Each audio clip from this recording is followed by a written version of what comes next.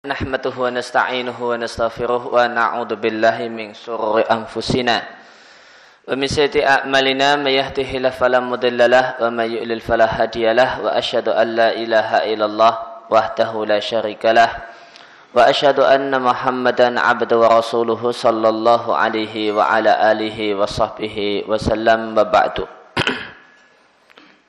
Ikhwan fillah wa akhwat fiddin rahimani wa rahimakumullah.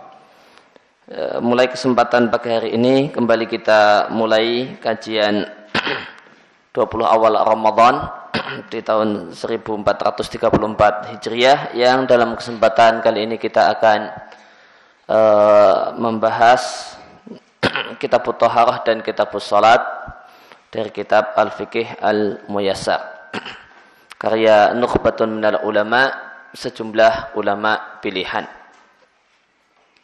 Sebelum kita masuk pada pokok bahasan, kita akan baca muqaddimah dan tamhid. Yang pertama adalah muqaddimah. Bismillahirrahmanirrahim. Alhamdulillahi rabbil alamin. Wa sallallahu wa sallama ala abdihi wa rasulihi Muhammadin khatamil mursalin wa ala alihi wa sahbihi ajma'in. Amma ba'du. Segala puji bagi Allah Rabb semesta alam. Semoga Allah memberikan pujian dan keselamatan kepada hambanya dan utusannya Muhammad, yang dia adalah penutup para rasul, keluarganya dan seluruh sahabatnya. Fal fiqhu fiddin, maka faham tentang agama. Wal basaru bi ahkami syar'i, dan mengerti hukum-hukum syariat adalah termasuk maksud yang paling agung dan mulia. Wa amthalil ghayat, dan tujuan yang paling mulia.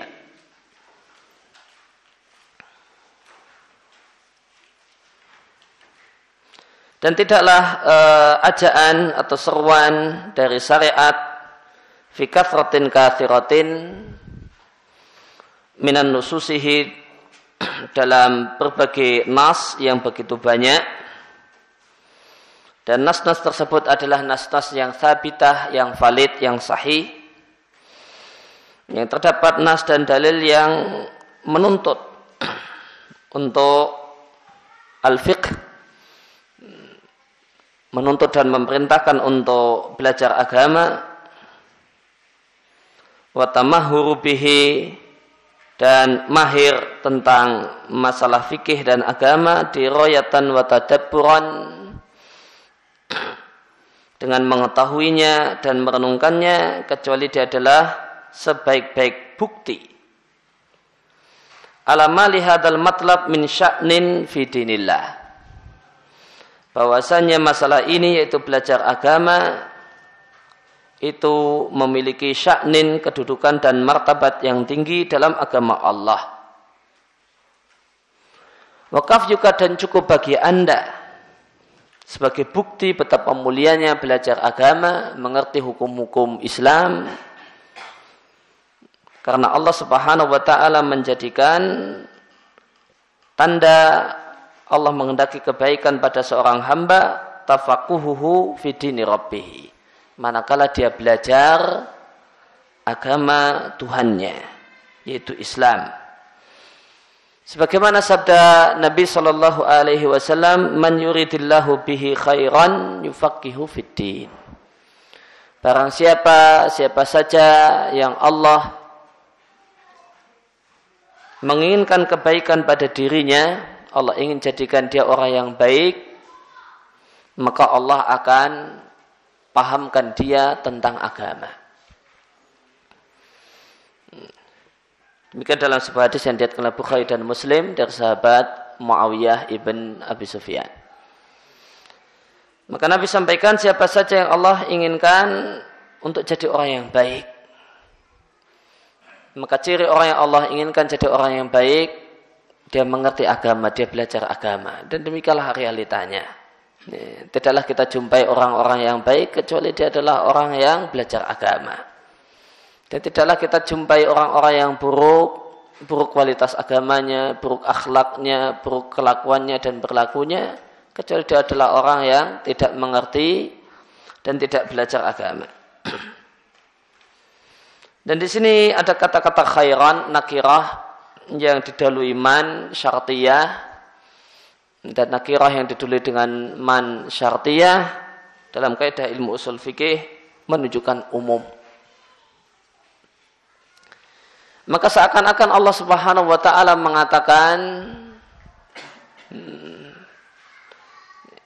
siapa saja yang Allah inginkan untuk Allah beri kebaikan, seluruh kebaikan, maka dialah adalah orang yang Allah buat dia rajin belajar agama. Artinya orang yang tidak Allah beri dia semangat untuk belajar agama, dia bukanlah orang yang mendapatkan kebaikan sedikit pun. Sedikit pun. Hal ini mengisyaratkan bahasanya segala kebaikan itu asalnya dan sumbernya adalah al-ilmu. Segala bentuk kebaikan, kemuliaan, sumbernya adalah al-ilmu. Sebagaimana demikian ditegaskan oleh Ibnul Qayyim di Miftah dari Sa'adah. Segala kebaikan di dunia ini, semuanya akar permasalahannya, dasar pijaannya adalah al-ilmu.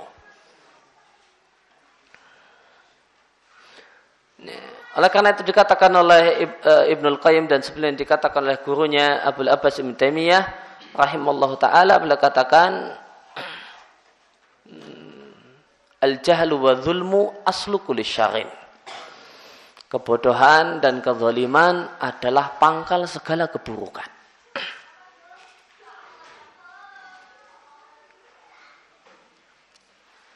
Kemudian innahu laisa yastawi abadun a'syahul jahlu, makasnya tidaklah sama seorang hamba yang ditutupi dengan kebodohan dan disesatkan oleh hawa nafsunya, maka tidaklah dia atau yastawi di sini tidak akan bisa berjalan dengan baik, tidaklah bisa lurus berjalan dengan baik seorang hamba yang ditutupi dengan kebodohan dan disesatkan oleh hawa nafsunya, tidak akan bisa berjalan baik sehingga dia sampai kepada tujuannya. Karena seorang yang dipenuhi dengan kebodohan dan disesatkan oleh hawa nafsunya, maka dia yatakhabbatu fi tarkihi. Maka dia akan sembarangan dan serampangan dalam jalannya. Maka dia akan berjalan dengan tanpa petunjuk. Jalan hidupnya tanpa petunjuk. Jika dia berjalan tanpa petunjuk, la yakadu yatahadda, maka hampir-hampir dia tidak mendapatkan petunjuk.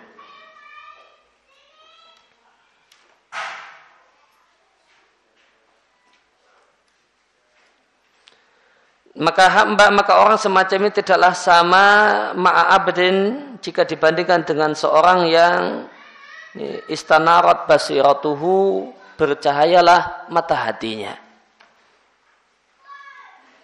Maka seorang yang bercahaya mata hatinya dan mata hati itu bercahaya dengan ilmu agama, maka dia adalah seorang yang akan menyembah Allah ala hudan minhu wa nurin, di atas hidayah dan di atas cahaya, yaitu cahaya ilmu. Maka dari sini maka Allah Subhanahu wa taala berfirman, "Qul hal yastawil ladina ya'lamuna wal ladina la ya'lamun." Katakanlah wahai Muhammad sallallahu alaihi wasallam, apakah sama orang yang berilmu dan orang yang tidak berilmu? Samakah orang yang ngaji dengan orang yang tidak ngaji? Beda. Dan harus beda. Kalau sampai sama maka berarti ada sesuatu yang error. Nah, kenapa ini ngaji dan itu tidak ngaji kok kemudian kelakuannya sama, perilakunya sama, tindakannya sama? Maka berarti ilmunya tidak membuahkan hasil. Wa minal kutub al-muyassarah, dan di antara buku yang mudah dan memang dibuat untuk mudah untuk belajar berbagai macam ilmu syariat adalah buku ini, Al-Fiqh Al-Muyassar fi Dha'il Kitab wa Sunnah. Fikih Muyassar, buku fikih yang dimudahkan, atau terjemah bebas yang cara mudah belajar fikih, Fidhail Kitab wa Sunnah, berdasarkan petunjuk Quran dan Sunnah.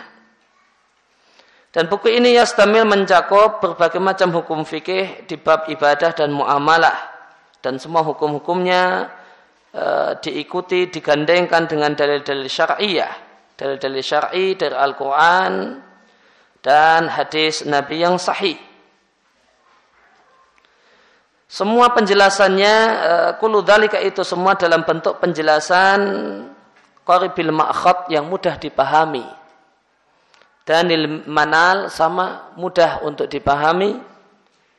Yan'a jauh antaqa'id wa tatwil, dari jauh atau bersih dari keruwetan dan bertele-tele. Karena buku yang penuh dengan ruwet dan bertele-tele, maka banyak dari kaum muslimin yang tidak mampu ala hallihi untuk mengurai keruwetan tadi. Karena tidak mampu mengurai keruwetannya, maka dia tidak akan bisa mengambil faedah dengannya. Dan buku ini juga penuh dengan wajazah ringkas yang akan memberikan kemudahan pada banyak orang untuk memahami hukum-hukum agama. Dia ringkas, namun bukan ringkas yang jelek. Du nama ikhlalin, namun ringkas yang tanpa cacat. Au itrarin, atau bukan pula ringkas yang ini kemudian merusak materi ilmiah al-muntaqah yang disaring dan yang ada dalam buku ini. Maka di sini disampaikan bagaimanakah kondisi buku ini. Isinya tentang hukum-hukum fikih, ada bab ibadah, bab muamalah. Semuanya disebutkan dalil-dalilnya, bukan buku fikih yang tanpa dalil, namun fikih dalil. Dan di sini dijamin dalil-dalil yang dipakai adalah Al-Quran dan hadis Nabi yang sahih, dan tidak memakai hadis-hadis yang dhaif, apalagi yang palsu. Dan bahasanya dibuat bahasa yang mudah dipahami, bukan bahasa yang ruwet, bundet, yang ini ada pada sebagian buku-buku fikih. Dan demikian juga ini ringkas, namun bukan ringkas yang menyebabkan merusak materi yang mau disampaikan sehingga terlalu sedikit yang bisa didapatkan. Kemudian waqad qama bi'idad hadzal kitab, dan yang menyiapkan buku ini adalah nukhbatun mubarakah, adalah orang-orang pilihan yang penuh diberkahi, yang mereka adalah minal asatidzah, mereka adalah para profesor ahli ikhtisas yang memang spesialis di bidang fikih, spesialis dalam ilmu syar'i, terutama ilmu fikih. Itu tim yang menyiapkan. Tsumma ardi ba'da injazihi, kemudian apa yang telah ditulis oleh tim ini dipaparkan ba'da injazihi, setelah selesai, setelah rampungnya, maka dipaparkan kepada lajnah istisyariyah, kepada satu tim penasehat yang juga mutakhassisah. Memang tim tersebut adalah tim yang khusus untuk melakukan murojaah terhadap buku ini, dengan tugas bisa tusdrik ma'asahu qad nadda au ghamidha, bisa memperbaiki berbagai kalimat, berbagai kata-kata yang asahu boleh jadi qad nadda, adalah kata-kata yang tidak beraturan, atau kata-kata yang ghamidha, yang samar, yang sulit untuk ditelaah. Sehingga jadilah karena demikian cerita penyusunan buku ini, maka jadilah buku ini bihamdillah bimahasin jammah, memiliki banyak kelebihan. Di antaranya kehati-hatian yang luar biasa fi sihhati matubna ahli al-ahkam al-fiqhiyah, berkaitan dengan kesahihan dalil yang menjadi landasan hukum syar'i, landasan hukum fikih, yaitu berupa hadis dan athar di semua masalah. Maka semua hadis dan semua athar telah diteliti dengan cermat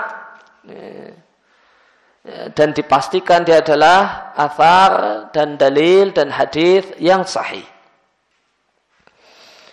Yang kedua adalah buku ini mencakup wal istiab dan mencakup semua bab fikih dan semua permasalahan fikih yang seorang muslim laisa li muslimi ghinan anha, yang setiap muslim membutuhkannya.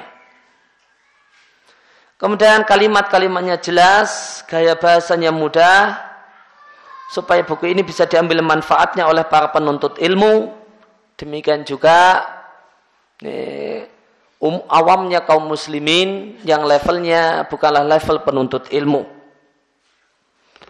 Kemudian keempat adalah diqqatu taksimat. Buku ini penuh dengan ketelitian dalam pembagian, pembuatan poin-poin, dan mudahnya mengambil faedah dari topik-topiknya. Wadzalika, dan hal tersebut dengan menjadikan topik-topik tadi di bawah satu judul yang menunjukkan topik yang dibahas dan membantu untuk memahaminya. Kemudian kelebihan yang kelima, buku ini mengandung tanbih, adanya peringatan pada sejumlah pelanggaran syariat yang boleh jadi waqa'a fiha, terjumus ke dalamnya banyak kaum muslimin. Yang pelanggaran ini terjadi boleh jadi jahlan, karena ketidaktahuan, atau taklidan, atau karena ikut-ikutan. Demikianlah aku mohon kepada Allah agar Allah jadikan amal membuat buku ini menjadi satu amal yang ikhlas karena mengharap wajahnya yang mulia, wa yuballigha aw yablugha binaf'ihi, dan hendaklah Allah dan berharap kepada Allah Subhanahu wa taala agar Allah jadikan buku ini buku yang bermanfaat sehingga bisa membantu banyak orang untuk belajar agama. Wa bihadzal munasabah, dan dalam kesempatan ini kami sampaikan rasa terima kasih yang banyak kepada semua orang yang ashamu berperan untuk menyiapkan buku ini. Maka di sini akan disebutkan nama-nama penulis buku ini. Yang di cover cuma disebut nukhbatun minal ulama. Yang mereka adalah asatidzah al-mutakhassisina fil fiqhi, adalah para profesor yang memang spesialis di bidang fikih. Mereka yang pertama adalah penulis buku ini. Yang pertama adalah Al-Ustadz Ad-Doktor Profesor Dr. Abdul Aziz Mabruk Al-Ahmadi, beliau profesor fikih di Universitas Islam Madinah dan beliau pernah berkunjung ke Indonesia, saya Abdul Aziz Al-Ahmadi ini. Kemudian Al-Ustadz Ad-Doktor Fayhan bin Sali Al-Mutairi, dan yang ketiga adalah Ustadz Al-Doktor Abdul Karim bin Sonitan Al-Umari, dan yang keempat Al-Ustadz Ad-Doktor Abdullah bin Fahad Syarif Al-Hajari. Nah, ini 4 profesor doktor yang profesor doktor di bidang fikih yang menulis buku ini. Maka kami sampaikan ucapan terima kasih atas apa yang mereka telah berikan min juhdin fil i'dad, berupa berbagai kesungguhan, jeripayah untuk menyiapkan buku ini. Sebagaimana untuk Profesor Dr. Abdul Aziz Mabruk Al-Ahmadi, beliau memiliki jeripayah yang baik untuk tausiqun nusus. Tugasnya untuk mentausik nas, mentausik dalil, itu ngecek dalil ayat Al-Qur'annya benar, ini ayat ini dipastikan hadisnya benar, riwayat Bukhari nomor sekian, memang betul-betul ada di Sahih Bukhari, Sahih Muslim dan seterusnya. Demikian juga beliau yang bertugas untuk mentakhid hadis-hadis yang ada dalam buku ini seluruhnya. Nah, maka khusus untuk takhid hadis dan memastikan kalau ini memang riwayat dan athar ini ada di sumbernya, ini yang bertugas adalah Profesor Dr. Abdul Aziz Mabruk Al-Ahmadi. Wa akhiru da'wana alhamdulillahi rabbil alamin. Kemudian poin yang kedua yang ingin kita baca adalah at-tamhid, pengantar tentang masalah ilmu fikih.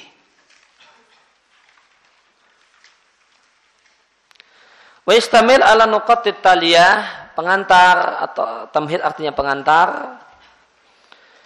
Pengantar ini mencakup beberapa poin berikut ini. Akan membahas tentang ta'rif, pengertian fikih dalam bahasa Arab dan istilah, masadir sumber ya, ilmu fikih, topiknya, fadlihi, thamaratihi, buah dari belajar ilmu fikih dan keutamaannya. Yang pertama, poin yang pertama adalah pengertian fikih menurut bahasa Arab dan istilah. Dalam bahasa Arab, fikih artinya al-fahmu, faham dan mengerti. Sebagaimana firman Allah Ta'ala tentang kaum Nabi Syu'aib, mereka mengatakan kepada nabinya Syu'aib, ma nafqahu katsiran mimma taqul. Kami tidak faham banyak hal yang kau katakan. Demikian juga firman Allah, walakin la tafqahuna tasbihahum. Namun kalian tidak mengerti, tidak tahu, tidak faham tasbihnya makhluk yang ada di langit dan di bumi. Semua mereka bertasbih, namun kalian manusia tidak mengerti dan faham tasbih mereka. Kemudian fikih dalam istilah, yaitu dalam istilah para ulama fikih adalah ilmu yang berisi tentang hukum-hukum syariah amaliyah, hukum syar'i, hukum syariat. Amaliyah berkaitan dengan amal badan. Maka di buku fikih tidak akan kita jumpai hukum-hukum syar'i i'tiqadiyah, hukum-hukum tentang masalah akidah. Semuanya membahas tentang al-amaliyah, dimulai dari kitab Thaharah dan nanti biasanya ditutup dengan kitab al-itq, bab tentang perbudakan. Al-muktasabah min adillatiha at-tafsiliyah, yang hukum-hukum tersebut diambil dari dalil-dalil rinci. Maka dalil ada dua macam, ada dalil ijmali dan ada dalil tafsili. Ada dalil global dan ada dalil rinci. Dalil rinci itu dalil yang ada yang dibahas di kitab-kitab fikih. Puasa Ramadan hukumnya wajib, dalilnya ayat Al-Quran, ya ayyuhalladzina amanu kutiba alaikumusiyam, dan seterusnya.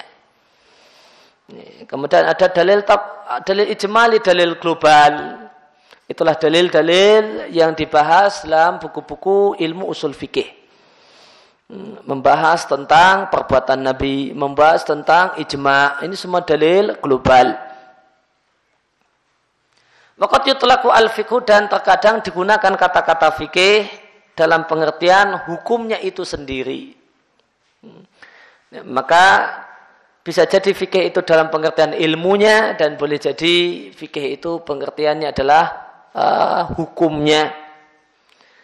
Ini makna fikih dalam istilah. Maka kalau makna fikih dalam istilah hanya berkaitan dengan hukum-hukum syar'i amali.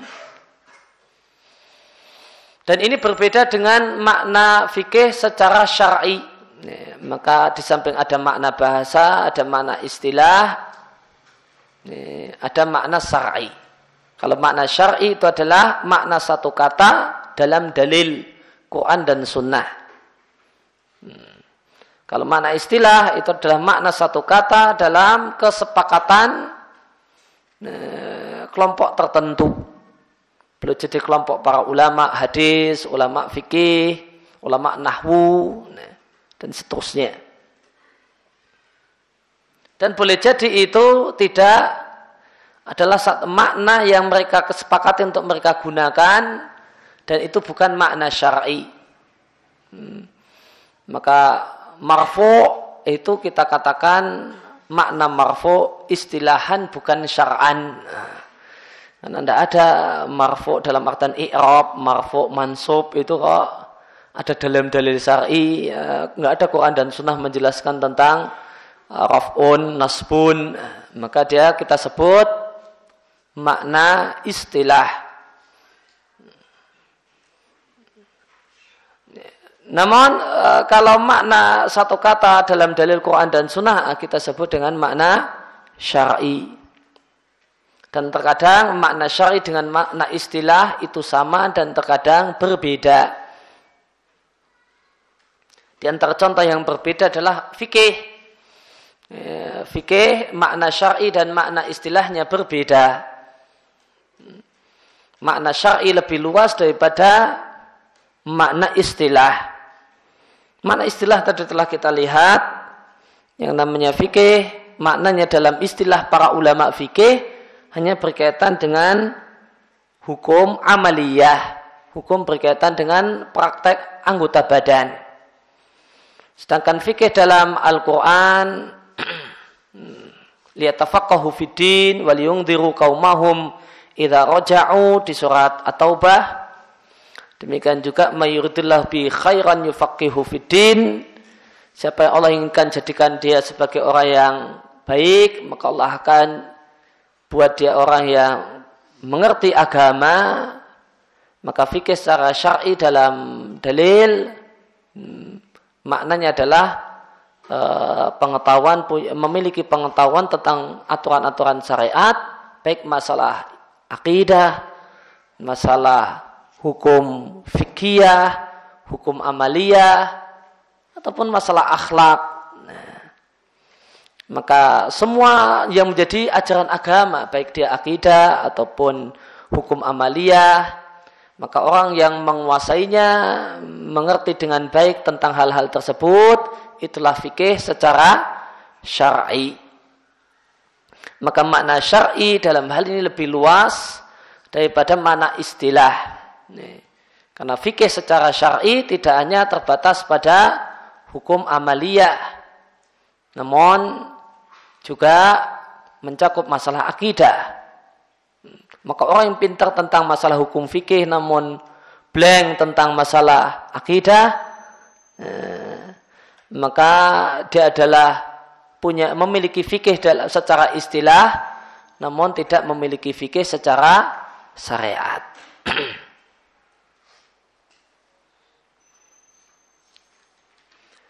Kemudian masadirul fiqhi al-asasiyah, sumber yang jadi dasar hukum-hukum fikih yang merupakan sumber-sumber mendasarnya adalah 4: Quran, sunnah, ijma' dan qiyas. Kemudian maudhu'ul fiqhi, topik bahasan ilmu fikih. Topik bahasan ilmu fikih adalah af'alul mukallafin, perbuatan mukallaf. Perbuatan mukallaf. Dan yang namanya mukallaf dalam istilah ilmu fikih artinya adalah balighun aqilun. Manusia yang balik dan berakal. Maka balik dan berakal biasa disingkat dalam ilmu fikih dengan sebutan mukallaf.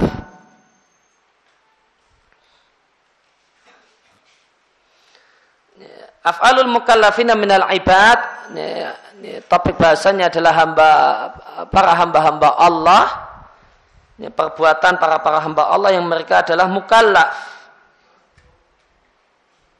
Ala nahwin amin wa syamil, dalam bentuk umum dan mencakup semua bidang.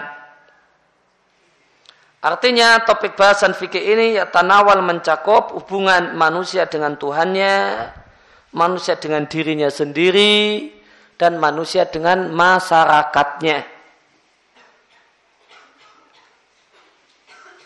Wa tanawal, dan ilmu fikih itu membahas hukum-hukum amaliyah. Wa mayasduru, dan semua yang muncul dari seorang mukallaf.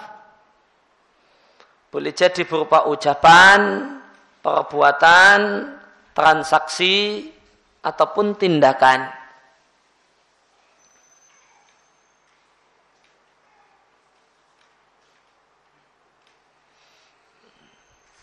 Maka hukum fikih itu hukum dalam istilah fikih berbeda dengan hukum dalam istilah syar'i. Nah, hukum dalam istilah syar'i itu mencakup perbuatan manusia dan keyakinan manusia. Hukum dalam istilah syar'i mencakup perbuatan manusia, perbuatan anggota badan manusia, dan keyakinan manusia. Maka membahas bahasanya meyakini Allah punya anak, ini hukumnya adalah haram dan sebuah kesesatan. Meyakini Allah itu zat yang esa, maka ini keyakinan yang benar. Ini dibahas dalam hukum syar'i. Namun kalau hukum dalam bahasa fikih, dalam istilah fikih tidak mencakup keyakinan, namun cuma mencakup perbuatan. Maka hukum dalam fikih berkaitan dengan perbuatan dan tidak berkaitan dengan benda. Maka dalam fikih benda itu tidak memiliki hukum. Maka apa hukum aspal itu tidak ada. Aspal tidak bisa memiliki hukum. Namun hukum berkaitan dengan perbuatan manusia tentang aspal. Apa hukum makan aspal? Ini ada. Apa hukum korupsi aspal? Ini ada. Tapi kalau hukum aspal tidak ada hukumnya. Karena hukum berkaitan dengan perbuatan mukallaf. Af'alul mukallafin. Apa hukum babi? Tidak ada hukumnya. Babi itu tidak ada hukumnya. Yang ada hukumnya apa hukum makan daging babi. Apa hukum memelihara babi. Apa hukum beternak babi. Namun kalau babinya tidak ada hukumnya. Tidak bisa kita katakan babi haram. Tidak. Salah. Dalam pandangan fikih salah. Babi kok haram. Atau babi mubah itu salah. Karena babi tidak punya hukum. Hukum berkaitan dengan perbuatan mukallaf terhadap babi. Apa aktivitas si mukallaf dengan babi? Apa hukum megang babi? Najiskah dia? Apa hukum makan daging babi? Apa hukum ternak babi? Apa hukum jualan babi? Apa hukum beli daging babi? Ini ada hukumnya. Tapi kalau apa hukum babi? Jawabannya tidak ada. Sebutkan hukum babi, maka jawaban yang benar tidak ada hukumnya.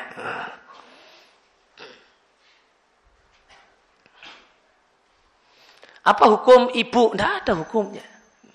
Hukum ibu itu tidak ada hukumnya.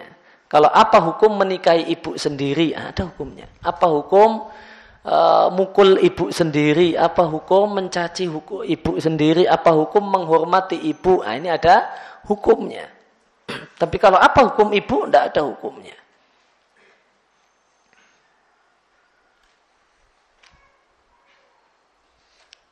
Wa ala nau'ain, dan secara umum hukum-hukum fikih itu ada dua kelompok. Kelompok pertama ahkamul ibadat. Hukum-hukum masalah ibadah, ibadah mahdhah. Yang dimaksud dengan ibadah di sini ibadah mahdhah. Itu membahas tentang sholat, puasa, haji, dan semisal itu. Kemudian yang kedua adalah ahkamul muamalat, hukum berkaitan dengan muamalah. Muamalah interaksi orang dengan orang yang lain. Kalau ahkamul ibadat membahas tentang masalah interaksi seorang manusia dengan Allah Subhanahu wa taala. Ahkamul muamalat membahas tentang muamalah interaksi seseorang dengan orang lain. Maka nanti membahas tentang uqud, membahas tentang transaksi, ukubat, hukuman atas tindakan kejahatan, jinayat, ukubat, hukuman tentang berbagai macam pelanggaran, jinayat, hukuman tentang kejahatan, kejahatan dengan sesama. Wa dhamanat, hukum tentang masalah ganti rugi.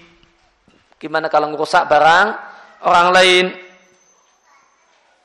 Dan hukum-hukum yang lain, permasalahan-permasalahan yang lain yang maksud dari hukum-hukum tersebut adalah tanzim, mengatur hubungan manusia sebagiannya dengan sebagian yang lain.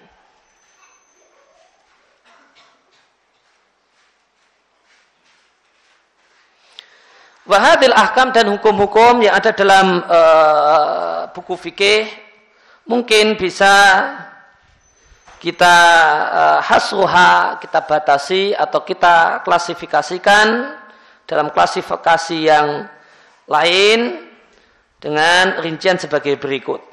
Pertama adalah hukum keluarga.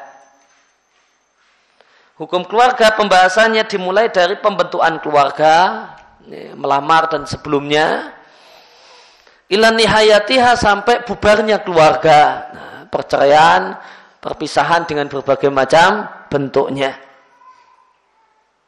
Maka hukum keluarga itu mencakup hukum seputar pernikahan, perceraian, nasab, tentang nafkah, waris dan semacam itu. Nah, ahkamul usrah itu sering dalam istilah kontemporer disebut dengan ahwal syakhsiyah. Nah, ahwal syakhsiyah itu sama dengan hukum keluarga. Kemudian ahkam muamalat al-maliyah, hukum-hukum transaksi finansial. Disebut juga dengan ahkam al-madaniyah.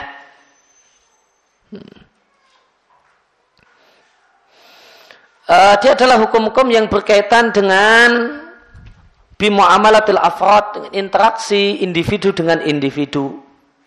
Wa mubadalat, dan tukar menukar yang terjadi di antara satu orang dengan orang yang lain.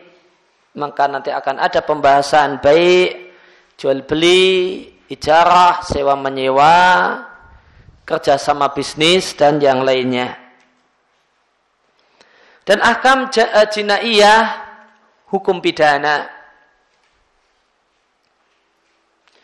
Itulah hukum-hukum yang tata'alaq berkaitan dengan apa yang muncul dari seorang mukallaf minal jaraim, berupa berbagai macam kejahatan, wa ta'adiyat, dan pelanggaran, dan berbagai macam hukuman yang menjadi hak orang yang melakukan tindak kejahatan. Kemudian yang keempat, ahkam al-murafa'at. Maka raf'un itu dalam istilah fikih berbeda dengan istilah nahwu. Kalau dalam istilah fikih, raf'un atau murafa'at itu artinya memejah hijaukan. Adanya satu permasalahan dan sengketa kemudian dilaporkan untuk supaya diputuskan. Nah, ini disebut murafa'at.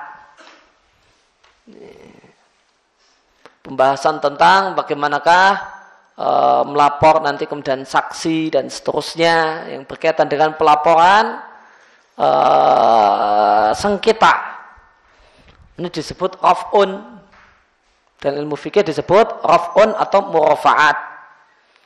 Dan ini sangat jauh hubungannya dengan raf'un dalam nahwu, tidak nyambung bahkan. Tidak nyambung dan tidak berhubungan. Kalau dalam bahasa Indonesia apa ini? Murafa'at. Mungkin ada yang bisa bantu.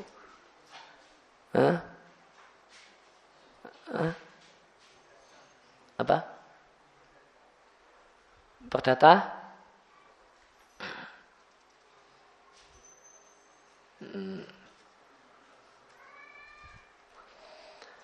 Nah, wal qada, dan peradilan. Wa ya muta'alliqa bil qada' fil khusumat, maka hukum tersebut membahas tentang bagaimanakah al-qada' memutuskan khusumat sengketa, dan membahas tentang dakwah, bagaimanakah aturan main tentang klaim, tuduh menuduh, wa turqul itsbat, dan metode pembuktian, dan semacam itu. Kemudian ahkam adwaliyah, hukum internasional. Itulah hukum-hukum yang berkaitan dengan tanzim yang mengatur hubungan antara negeri Islam bighairihi minad dual dengan negara-negara yang lain. Bagaimanakah aturan Islam mengatur negeri Islam dengan negeri yang lain? Fisilmi wal harbi, gimana kalau dalam kondisi damai, gimana kondisi perang. Demikian juga membahas tentang hubungan antara non-muslim al-muwatinin yang jadi warga negara dalam satu negeri Islam. Maka di sini kita jumpai faedah boleh saja menyebut non-muslim. Ada kata-kata ghairil muslimin, non-muslim.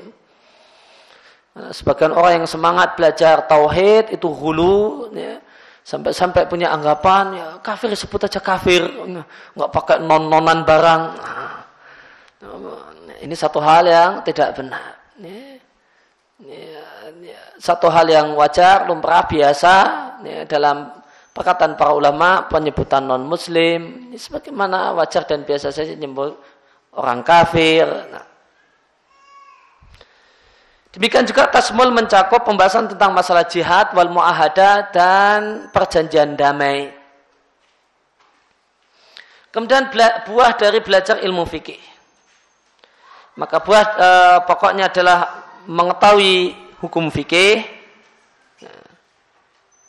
atau pengetahuan tentang fikih dan mengamalkannya, mempraktekannya akan membuahkan kebaikan bagi seorang mukallaf, sahnya ibadah dan lurusnya perilakunya.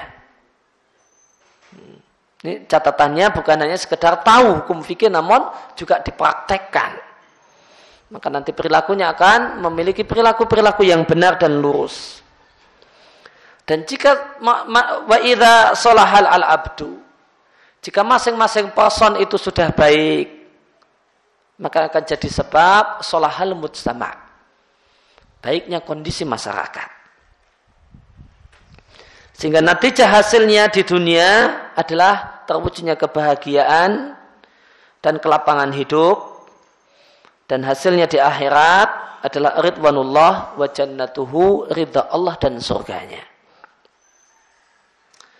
Kemudian keutamaan mengerti tentang agama, walhas dan motivasi untuk mempelajarinya, untuk mencarinya, wa tahsilihi dan mempelajarinya. Maka tafaqquh fiddin, belajar agama adalah min afdhalil a'mal, termasuk amal yang paling utama. Wa min atyabil khisal, dan termasuk perkara yang bagus. Dan terdapat dalil dari Quran dan Sunnah yang menunjukkan keutamaan belajar agama dan motivasi untuk belajar agama. Di antaranya adalah firman Allah di surat At-Taubah, dan tidaklah pantas orang-orang yang beriman yang firu kafah, semuanya berangkat jihad. Falaula nafar min kulli firqatin, maka hendaklah dari masing-masing firqah terdapat ta'ifatun, satu kelompok, liyatafaqahu fiddin, yang bertugas untuk mendalami agama. Setelah dia mendalami agama, tugas berikutnya adalah waliyungziru qaumahum, adalah mereka mendakwahi kaumnya. Idza raja'u ilaihim, jika mereka telah kembali kepada mereka, la'allahum yahdharun, mudah-mudahan dan supaya mereka menjadi orang-orang yang waspada. Maka Allah sampaikan hendaknya ada yang tekun belajar agama, dan tugas orang setelah selesai atau merasa cukup atau ya memiliki pengetahuan yang mapan tentang agama adalah berdakwah. Maka dakwah dalam artian sesungguhnya, dengan artian yang lengkap, itu adalah tahapan setelah belajar. Dakwah dalam pengertian yang utuh itu adalah satu fase setelah belajar. Waliyungziru qaumahum. Setelah belajar baru berdakwah. Namun ini dakwah dalam pengertian yang lengkap. Artinya ngajari sholat, ngajari wudu, ngajari puasa dan seterusnya. Ini semua tentu tidak akan bisa pengajaran tentang ini semua tentu tidak bisa dilakukan kecuali setelah orang itu belajar. Namun dakwah dalam pengertian global, ngajak sholat, itu ya juga tidak harus ngaji bertahun-tahun, berbulan-bulan untuk ayo mas sholat, ayo ke masjid. Kalau dakwah dalam bentuk global semacam ini semua kaum muslimin bisa melakukannya. Namun setelah sampai ke masjid, saya wudunya gimana mak? Ini tentu orang yang belum belajar wudu tidak berhak untuk ngajari wudu. Nanti malah yang ngajari itu salah. Nah, setelah sampai masjid gimana saya sholatnya? Nah ini nanti tentu yang bisa melakukannya hanyalah orang-orang yang sudah belajar. Sekedar dakwah dalam artian dakwah global, ngajak orang untuk berbuat baik, ke masjid, untuk sholat. Ini bisa dilakukan oleh semua orang. Non dakwah yang tafsili, yang rinci, detail, gimana cara sholat, gimana berwudu, gimana sholat berjamaah dan seterusnya, tidak boleh tidak. Itu adalah fase setelah belajar. Di surat ini adalah firman Allah di surat At-Taubah ayat yang ke-122. Dan nanti kita sampaikan fikih dalam ayat ini liyatafaqahu, di sini adalah fikih dalam makna syar'i. Yaitu belajar agama, akidahnya, ibadahnya, dan akhlaknya. Demikian juga sabda Nabi Sallallahu Alaihi Wasallam yang telah kita baca, "Mayyirdillahu bi khairan yufaqihu fiddin." Siapa yang Allah inginkan untuk Allah jadikan sebagai orang yang baik, Allah akan fahamkan dia tentang Islam. Maka syarat mutlak untuk jadi muslim yang baik, belajar agama. Meskipun tidak semua orang yang belajar agama jadi muslim yang baik. Syarat mutlak untuk sholat berwudu, tidak semua orang yang berwudu sholat. Ada yang habis berwudu malah tidur karena wudu mau tidur. Non syarat mutlak untuk sholat berwudu. Non tidak semua orang yang berwudu sholat. Syarat mutlak untuk jadi muslim baik belajar agama. Non, meskipun realitanya ternyata tidak semua orang yang belajar agama jadi muslim yang baik. Ada namanya alimun fajir, berilmu namun lacur dalam ilmunya, namun melanggar ilmunya. Ada ulama usul dan semacam itu. Namun syarat mutlak untuk jadi orang yang baik, belajar agama. Meskipun realitanya belajar agama, tidak semua orang yang belajar agama kemudian jadi muslim yang baik. Nanti melihat apakah dia adalah orang yang alimun amil, orang yang berilmu yang mengamalkan apa yang dia ketahui ataukah tidak. Maka makna hadis ini, lihat, faqad otaban Nabi, maka Nabi SAW mengkaitkan seluruh kebaikan dengan belajar agama.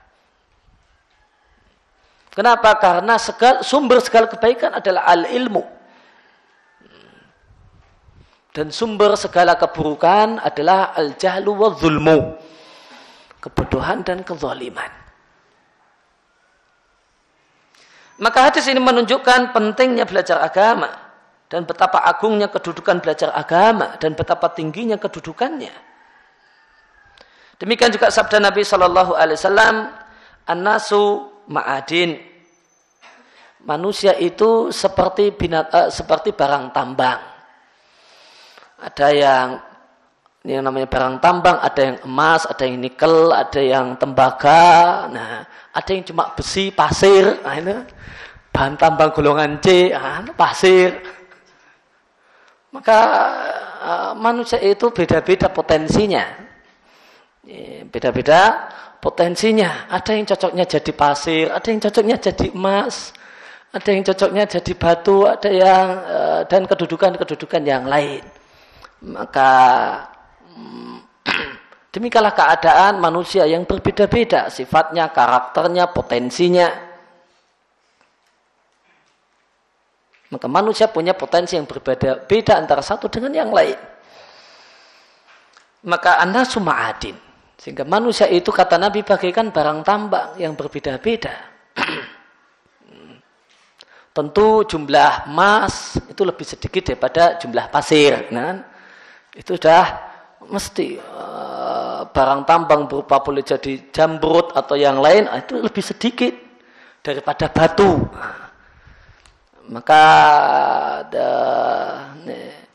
Maka manusia yang statusnya batu, pasir itu banyak. Namun manusia yang statusnya emas, statusnya jamrud, itu sedikit. Namun itu potensi masing-masing orang. Dan Nabi katakan khiyaruhum fil jahiliyah, khiyaruhum fil Islam. Maka manusia yang terbaik di masa Islam, manusia yang terbaik di masa jahiliyah ketika dia belum kenal Islam, itulah manusia yang terbaik dalam Islam. Gimana kalau orang itu jahiliyah tidak mengenal Islam? Apa orang baik menurut ukuran orang yang tidak kenal Islam? Ukuran orang yang baik ketika orang itu tidak kenal Islam, dia adalah orang yang cerdas, orang yang punya akhlak mulia, punya sopan santun, punya kecerdasan sosial, tanggap dengan sesama dan seterusnya. Itu ukuran-ukuran kebaikan jika orang tidak mengenal Islam. Maka dalam Islam ukuran kebaikan sama dengan ukuran-ukuran kebaikan di masa jahiliyah, namun bersyarat.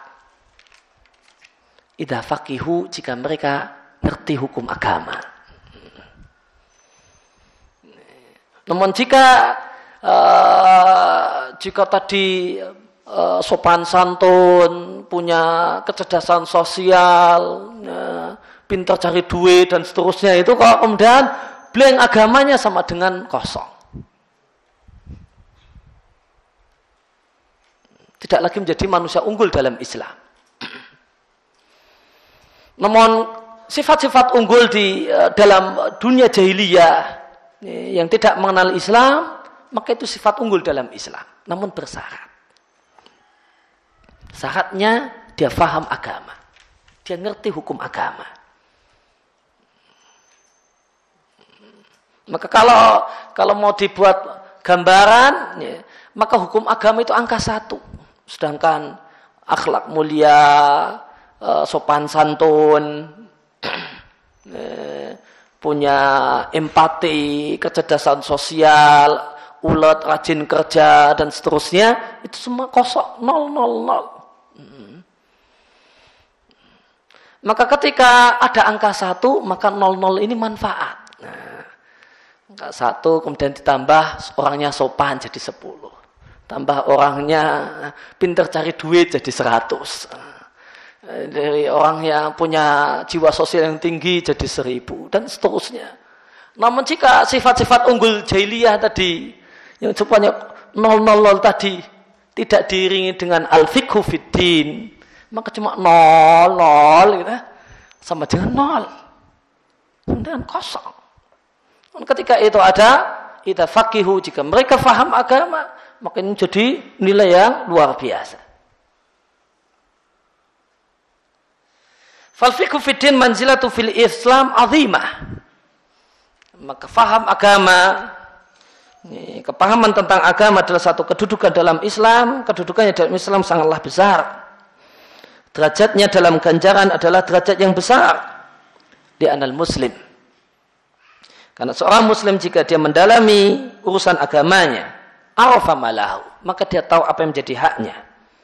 Wa ma alaihi, dan dia tahu apa yang menjadi kewajibannya. Minal hukuk wal wajibat, yaitu mengetahui hak dan kewajibannya. Sehingga dia bisa mengambil apa yang jadi haknya dan mengerti kewajiban apa yang harus dia laksanakan. Sehingga dia akan menyembah Allah Subhanahu wa taala dengan dasar ilmu dan pengetahuan. Wa yuwaffaq lil khair wa sa'adah fid dunya wal akhirah. Dan dia akan diberi taufik untuk mendapatkan kebaikan dan kebahagiaan di dunia dan di akhirat. Demikian dua mukadimah yang kita baca di Fikih Muyassar, kemudian kita lanjutkan dengan Kitab Thahara. Dan Kitab Thahara ini yastamil mencakup 10 bab.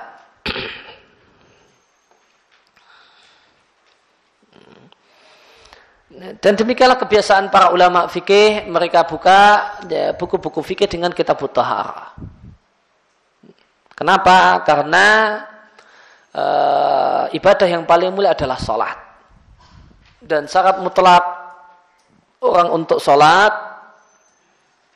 disyaratkan dalam kondisi toharah. Dan maka toharah adalah syarat, sedangkan sholat adalah masrut. Dan syarat itu lebih dulu sebelum masrut. Maka toharah dulu baru bahas sholat. Maka bab pertama tentang fi ahkami toharah wal miyah wa fihi iddatu masail. Hukum toharah, air dan dan padanya ada beberapa masalah. Masalah yang pertama pengertian toharah, penjelasan tentang urgennya toharah dan macam-macam toharah. Urgensi toharah dan macam-macamnya toharah adalah miftahus salati, adalah kunci salat. Wa akadu syurutiha, dan syarat salat yang paling ditekankan. Yang paling ditekankan.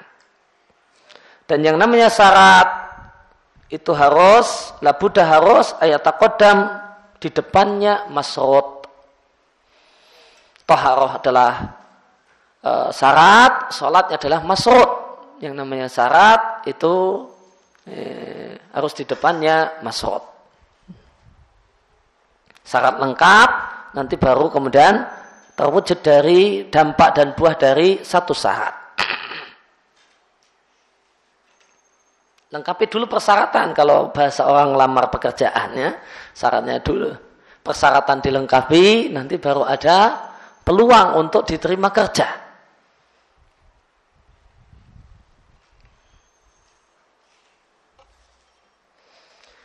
Di sini dikatakan bahasanya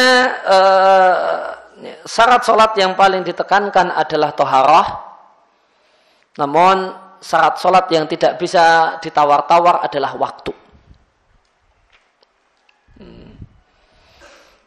Sedangkan syarat sholat yang lain boleh ditawar.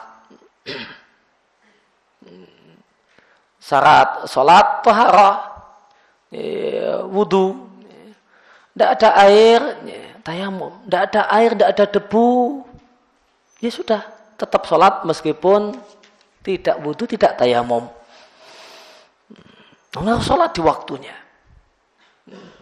Syarat menghadap kiblat, nggak bisa menghadap kiblat karena kondisi sakit.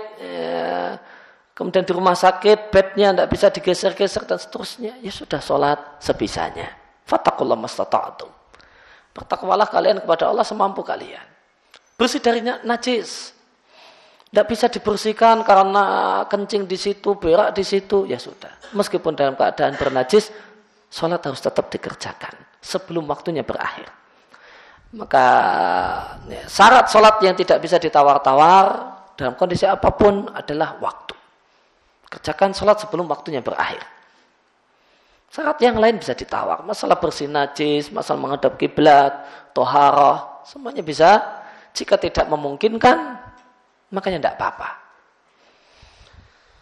Kemudian toharah alal qismain, toharah itu ada dua macam. Yang pertama adalah toharah abstrak. Itulah membersihkan hati dari kemusyrikan dan maksiat. Dan segala sesuatu yang menjadi noda pada hati.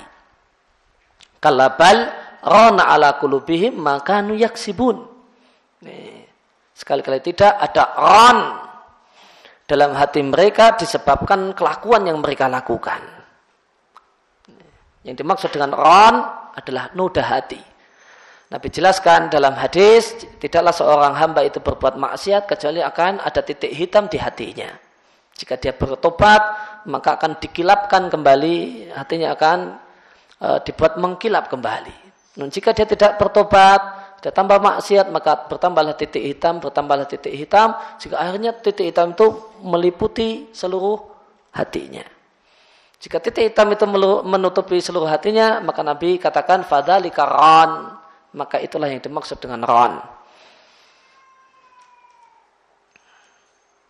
Wa kullu marana alaihi, dan semua yang menjadi noda pada hati. Kenapa di sini dikatakan bahasanya membersihkan hati dari kemaksiatan? Bukankah maksiat itu di badan? Maka jawabannya yang dimaksudkan adalah noda maksiat, noda hitam maksiat yang membekas, yang berdampak pada hati, yang melekat pada hati. Wahya dan toharoh maknawi, toharoh abstrak ini membersihkan hati dari kemusyrikan dan maksiat. Itu lebih penting daripada toharoh badan. Lebih penting dari toharoh badan. Maka perhatian orang tentang toharoh abstrak, membersihkan dirinya dari berbagai macam kemusyrikan, itu harusnya lebih diperhatikan daripada perhatiannya terhadap kebersihan badan.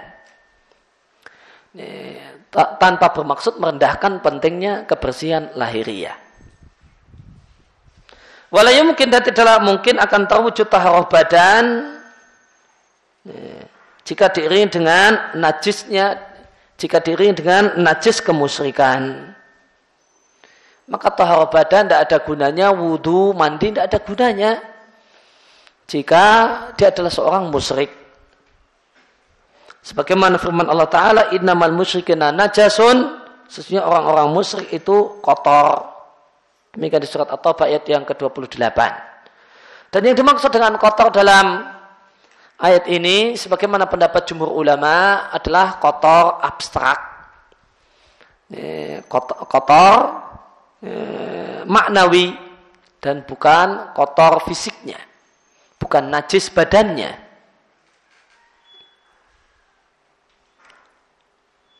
Kemudian macam yang kedua adalah toharah hissiyah, toharah konkret.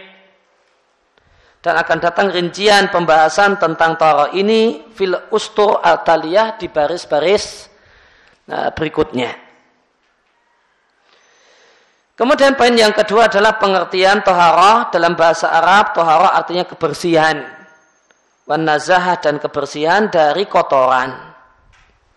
Sedangkan dalam istilah, yaitu istilah fikih yang namanya toharah adalah raf'ul hadas, menghilangkan hadas. Menghilangkan hadas, wazawalul khobas, dan kalau makna asli dari raf'un artinya mengangkat. Dan yang dimaksud dengan raf'un adalah menghilangkan setelah adanya. Wazawalul khobas, dan hilangnya najis.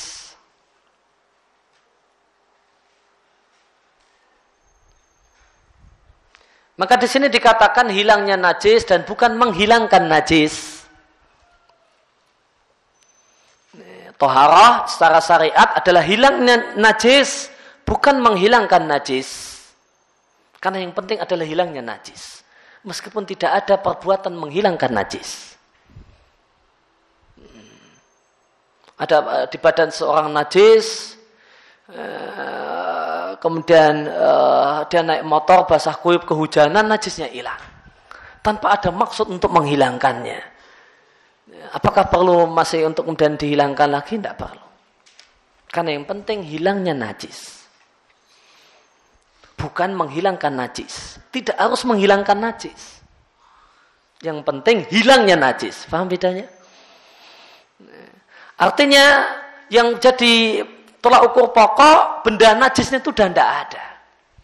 Baik dia tidak ada itu dengan kesengajaan kita hilangkan, ataupun tanpa sengaja kok hilang sendiri. Maka itu tidak masalah. Yang penting benda najis tadi sudah tersingkirkan dan hilang. Tidak disyaratkan harus ada niat untuk menghilangkan najis. Yang penting najisnya hilang. Apa itu hadas? Di catatan kaki, hadas adalah wasfun, sesuatu yang abstrak. Qaimun bil badan, yang ada pada badan. Jadi tidak bisa ditunjuk. Yang namanya hadas itu tidak bisa ditunjuk. Hadas itu ini loh. Hadas ini enggak. Oh ini rambut. Hadas itu ini. Oh enggak, ini hidung. Maka dia wasfun, sesuatu yang abstrak. Qaimun bil badan, yang ada pada badan. Yang gara-gara adanya hadas ini mencegah melarang untuk sholat dan aktivitas yang lainnya yang disyaratkan padanya taharah. Dan hadas itu ada dua macam. Ada hadas kecil. Wa walladhi yakumu, itulah hadas yang ada pada anggota wudu. Karena sebab keluarnya sesuatu dari dua jalan. Dan yang keluar tersebut berupa kencing dan berak. Wa yartafi hadha, dan hadas kecil ini hilang dengan berwudu. Kemudian yang kedua adalah hadas besar. Itulah yang ada pada seluruh badan. Di antara contoh hadas besar adalah junub. Contoh yang lain adalah berhenti dari haid.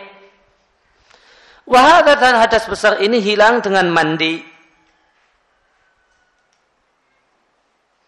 Wa ala hadza, maka berdasarkan hal ini maka taharah hadas, taharah besar adalah mandi dan taharah kecil adalah wudu. Dan badal dan pengganti mandi dan wudu ketika tidak memungkinkan mandi dan wudu adalah tayamum.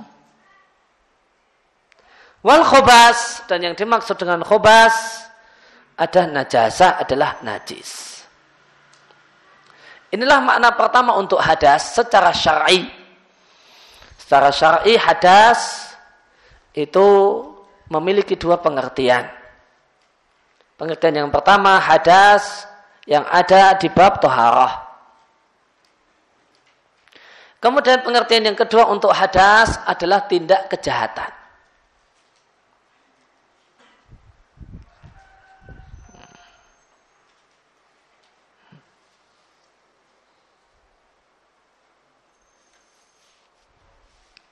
Sebagaimana sabda Nabi sallallahu alaihi wasallam, la'anallahu man awa muhdisan. Atau Allah melaknat orang yang melindungi penjahat. Demikian juga di hadis yang lain, Nabi sallallahu alaihi wasallam bersabda, siapa yang ahdasa hadasan, siapa yang membuat kejahatan di Madinah, fa'alaihi la'natullah wal malaikati wan nasi ajma'in. Maka untuknya laknat Allah, malaikat dan seluruh manusia. Man ahdasa hadasan, siapa melakukan hadas di kota Madinah. Nah, hadas di situ artinya tindak kejahatan. Maka makna yang kedua dalam penggunaan dalil-dalil syariat untuk hadas adalah tindak kejahatan. Wal murad, dan yang dimaksudkan dengan menghilangkan hadas adalah izalatul wasfi, menghilangkan satu sifat abstrak, sesuatu yang abstrak yang mencegah untuk sholat. Bisti'milil ma', dengan menggunakan air di semua badan jika itu hadas besar. Dan jika itu berupa hadas kecil, yakfi, maka cukup dilewatkannya air pada anggota wudu biniyatin, dengan niat. Wa in faqada al-ma', jika tidak ada air, au ajaza anhu, atau tidak mampu menggunakan air, padahal ada air karena sakit, ketidakmampuannya karena sakit atau karena cuaca yang sangat dingin dan tidak memungkinkan untuk memasak air, maka adalah dia gunakan yang bisa menggantikan air, yaitu turab, yaitu debu, dengan tata cara yang diperintahkan oleh syariat yang nanti akan dibahas di bab tayamum. Ya. Maka menghilangkan hadas tadi dikatakan izalatul wasfi, adalah menghilangkan sesuatu yang abstrak yang ada pada badan. Maka berkaitan dengan hadas digunakan kata-kata izalah, menghilangkan. Berkaitan dengan najis digunakan kata-kata zawal yang artinya hilang. Karena untuk menghilangkan hadas tidak boleh tidak hadas harus ada niat untuk menghilangkan hadas. Orang yang mandi tanpa niat untuk mandi, orang yang mandi tanpa punya niat untuk mandi, maka dia tidak, mandinya tidak sah. Harus diulangi. Tadi ada orang yang hujan-hujanan, niatnya hujan-hujanan. Nggak selesai hujan-hujanan, waduh saya junub nggak sekalian tak niat mandi junubnya. Wajib mandi lagi. Karena menghilangkan hadas itu, karena hadas itu menghilangkan. Kita diperintahkan untuk menghilangkan. Maka harus ada maksud dan niat.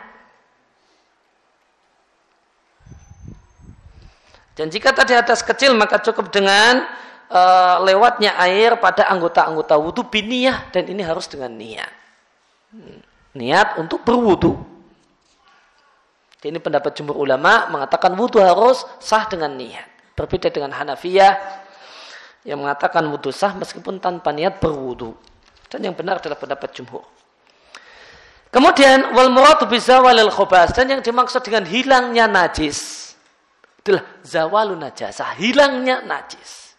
Lihat, untuk najis digunakan kata-kata zawal, hilangnya najis. Untuk hadas digunakan kata-kata izalatul hadas.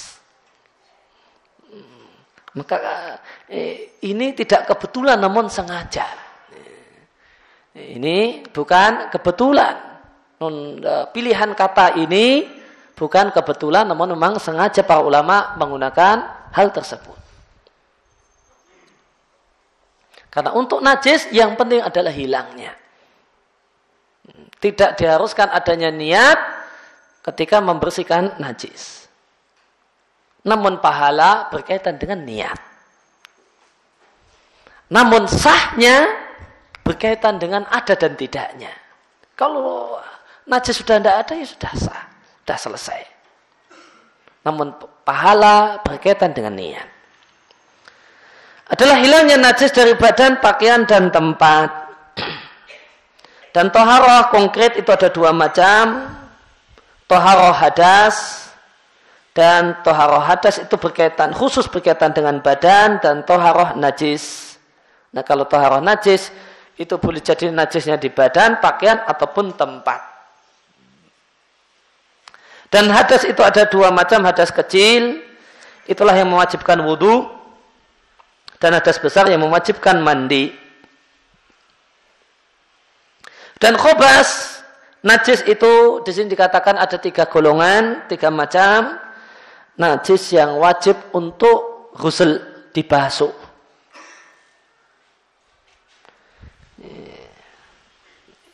Dan ada najis yang wajibnya adalah nadhuhu, diperciki. Ini bayi kencing, bayi laki-laki yang belum doyan makanan selain ASI. Wa khobas yajibu mashuhu, dan ada najis yang wajibnya adalah sekedar diusap. Diusap sudah cukup. Mau dibasuh ya bersih juga.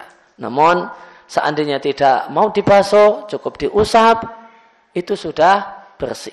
Kotoran yang ada di sandal, dan demikian juga kotoran yang ada di ujung kain perempuan. Kemudian masalah yang kedua, al-ma' allati tahsulu bi thaharah, air yang bisa digunakan untuk taharah.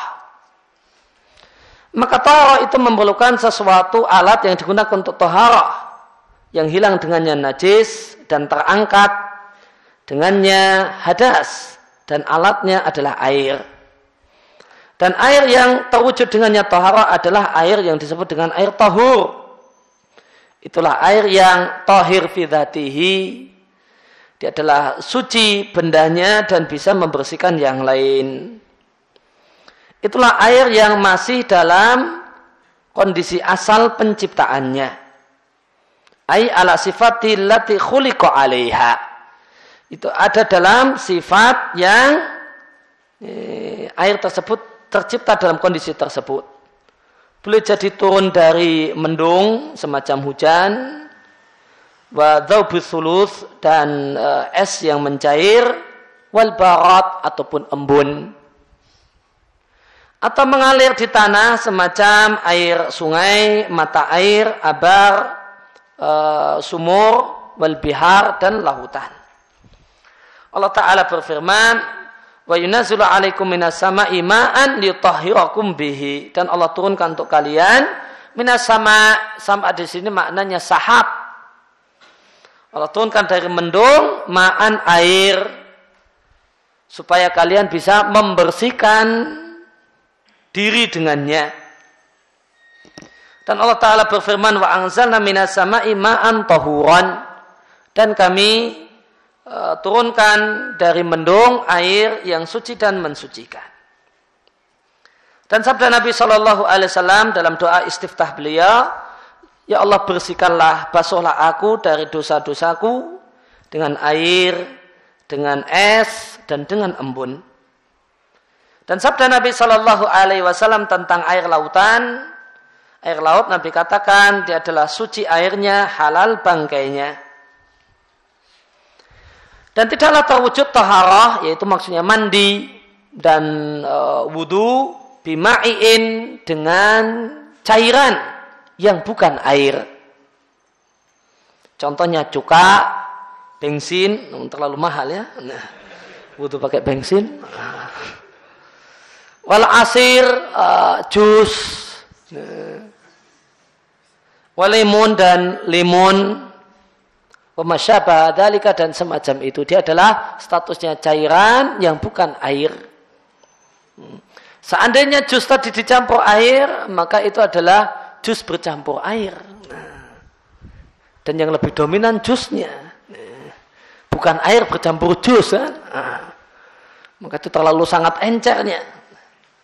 Maka selama dia statusnya adalah jus bercampur air, maka dia statusnya adalah jus. Namun kalau dia air kecampuran jus, artinya cuma sedikit, ini satu ember ditetesi 2 tetes jus alpukat, maka ya boleh untuk berwudu. Maka bedakan antara cairan bukan air kecampuran air dengan air kecampuran cairan non air. Mengingat firman Allah Subhanahu wa taala, "Falam tajidu ma'an", lalu kalian tidak menjumpai air, maka tayamumlah dengan sa'id, dengan debu yang suci. Falau kanati toharah, maka seandainya toharah wudu dan mandi itu bisa terwujud dengan ma'i, dengan cairan yang bukan air, niscaya akan dipindahlah orang yang tidak memiliki air untuk bersuci dengan cairan. Tidak kemudian dipindah kepada debu. Dan ternyata ayatnya, jika tidak ada air sama sekali, maka gunakan debu untuk tayamum. Tidak gunakanlah jus atau yang lainnya. Maka ini dalil bahasanya ma'i, cairan yang bukan air tidak sah digunakan untuk berwudu dan mandi.